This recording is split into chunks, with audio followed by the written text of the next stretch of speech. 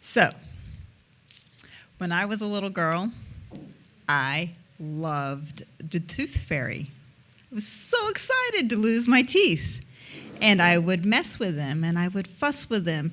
My mother would say, "Stop doing that. You don't know where your hands have been," which always really confused me.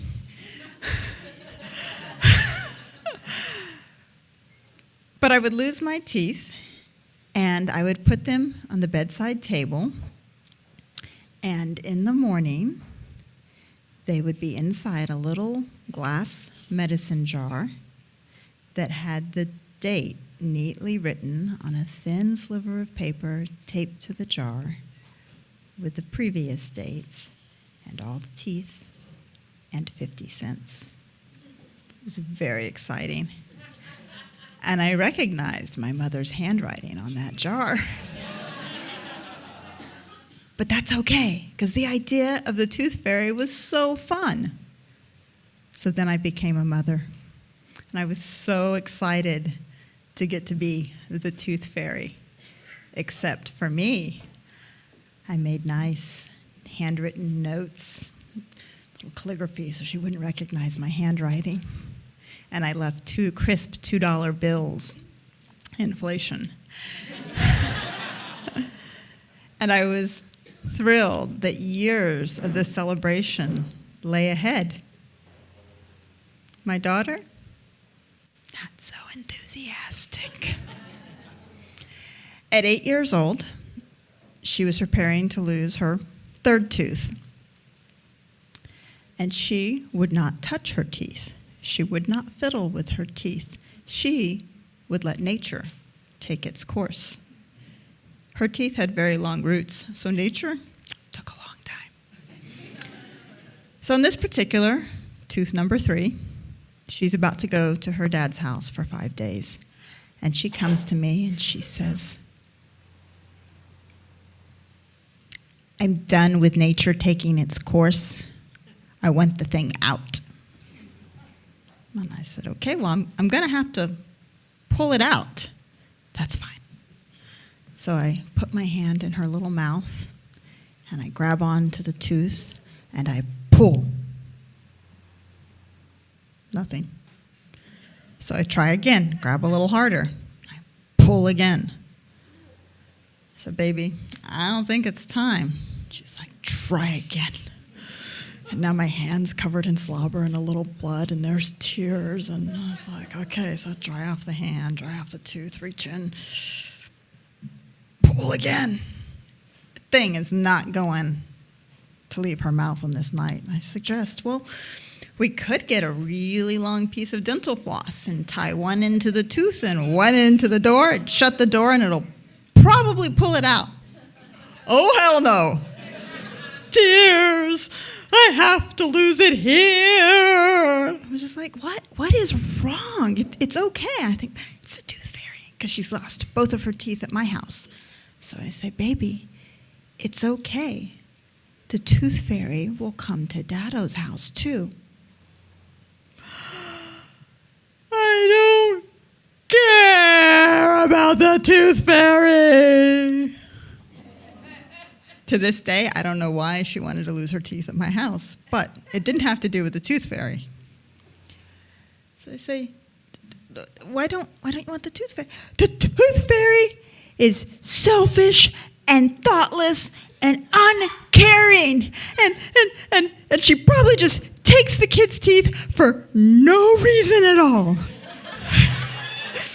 And then she smashes them for no reason at all. It's like, well, baby, it's okay. That's not our tooth fairy. Our tooth fairy leaves really nice notes and money and the teeth. I don't want that stuff. The tooth fairy is a punk.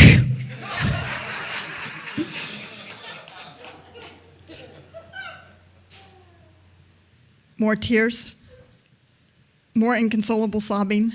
Finally, no, we're done. I am ending this myth that we continue to put upon children about this sneaky, house-entering, tooth-robbing creature with questionable motives. Tonight, she dies. So I bring my daughter into my arms and I say, baby, it's okay. I have something to tell you. The tooth fairy is a myth. The tooth fairy is a story that parents share with their children that's been handed down generation after generation for hundreds of years. The reason the tooth fairy stories vary are because the tooth fairy is each child's parent.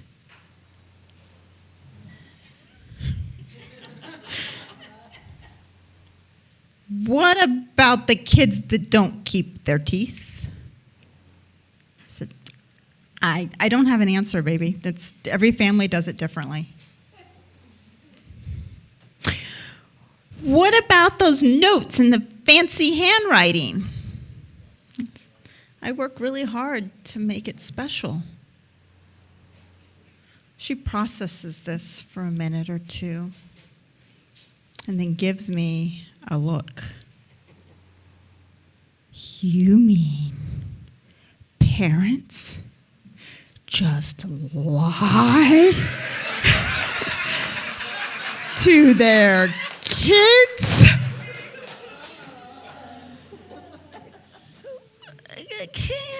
We don't really. It's not meant bad. It's just it's meant to bring joy and celebration and make something that can be hard nicer. It's a fun imagination thing. She pulls herself away. She crawls across her bed, onto the floor, into the corner with her favorite stuffy. She shoves her face into that stuffed animal and she sobs. But you lied to me. And now we're both crying. Don't know what to cry. And there she is in her corner, and there I am on the island of her bed. And I wait. It's the longest 10 minutes of my life. Finally, she looks up, comes back up to me. I open my arms, and she crawls into my arms. And I said, I'm sorry, baby. And I stroke her hair, and I wipe the tears off her face. And I say, I never meant any harm. And I didn't intentionally lie to you, but I'm sorry that I did.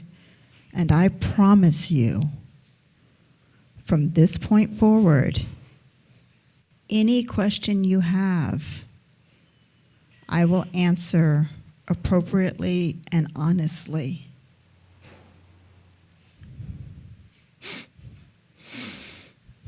She looks up at me with those big gray eyes and she says, what about Santa Claus?